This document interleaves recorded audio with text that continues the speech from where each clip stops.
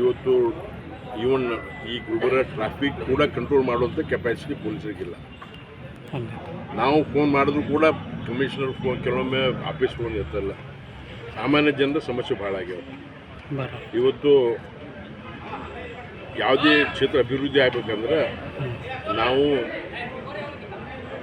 ಯಾರು ಸರ್ಕಾರ ನಡೆಸ್ತಿರ್ತಾರಲ್ಲ ಅವರು ಅಧ್ಯಯನ ಕಣ್ಣು ಇಟ್ಕೋಬೇಕು. ಆಪ್ಷನ್ ಮೇಲೆ 2.5 ವರ್ಷ ಆಯಿತು, ಒಂದೇ ದಿಶಾ ಮೀಟಿಂಗ್, ಅದನ್ನು 3 ತಾಸ್ದಾಗ ಮಾಡ್ಯಾರ. ಸಿದ್ದರಾಮಯ್ಯ ಅವ್ರು 12 ತಾಸು ಮೀಟಿಂಗ್ ಮಾಡ್ತಾರೆ ಅವ್ರ ಕ್ಷೇತ್ರದಾಗ. ಅವ್ರು ಅವರು ಕಾನ್ಸ್ಟಿಟ್ಯೂನ್ಸಿಗೆ 12. ನಮಗೇನಾಗಿದೆ ಇಲ್ಲಿ KDP ಮೀಟಿಂಗ್ ಮಾಡಿರಿ, ನೀವು ದಿಶಾ ಮೀಟಿಂಗ್ ಮಾಡಿರಿ, ಡೆವಲಪ್ಮೆಂಟ್ ಆಡಿಟ್ ಮಾಡಿರಿ. ಮತ್ತು ಬೇರೆ ಎಲೆಕ್ಟೆಡ್ MLCಗಳು ಟರ್ಮೇ ಮುಗೀತು, ಇನ್ನೂ ತನಕ ಅವ್ರು KDP ಮೀಟಿಂಗ್ ದಿಶಾ ಮೀಟಿಂಗ್ ನಿಂತಿಲ್ಲ, ಆಗಿಲ್ಲ.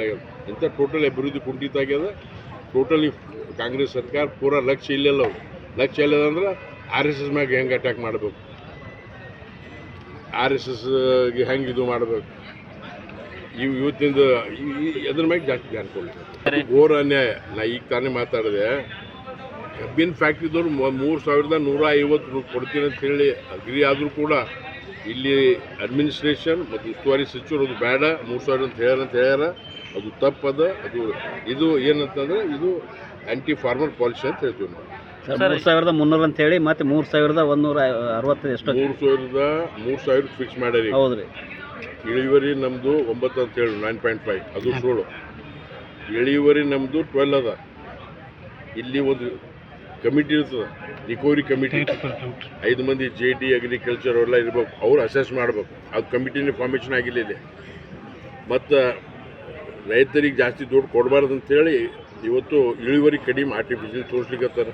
ಕಮಿಟಿ ಮಾಡಿ ಕಮಿಟಿ ಸುಟ್ಟಲ್ ದಿಸ್ ದ ಇಳುವರಿ ಅಂತೇಳಿ ಇವತ್ತು 3,300 ಬೆಳಗಾವಿ ಕೊಡ್ತಾರೆ, 3,000 ನಮಗೆ ಕೊಡ್ತಾರೆ. ಆದರೂ ಅಫ್ಜಲ್ಪುರದಾಗ ಕೆಲವು ಫ್ಯಾಕ್ಟ್ರಿಗಳು 3,150 ಕೊಡ್ತೀನಿ ಅಂತ ಹೇಳ್ಕೊಂಡು ಒಪ್ಕೊಂಡಿದ್ರು. ಅದು ಬೇಡ 3,000 ಕೊಡ್ರಿ ಅಂತೇಳಿ ಮಂತ್ರಿ ಹೇಳ್ತಾರೆ ಅಂತ ನನಗೆ ಇಲ್ಲಿ ಪತ್ರಕರ್ತರು ಹೇಳಿದ್ರು. ಅದು ತಪ್ಪು, ಅದು ಸರಿಯಲ್ಲ ಅಂತ ಹೇಳ್ತೀವಿ.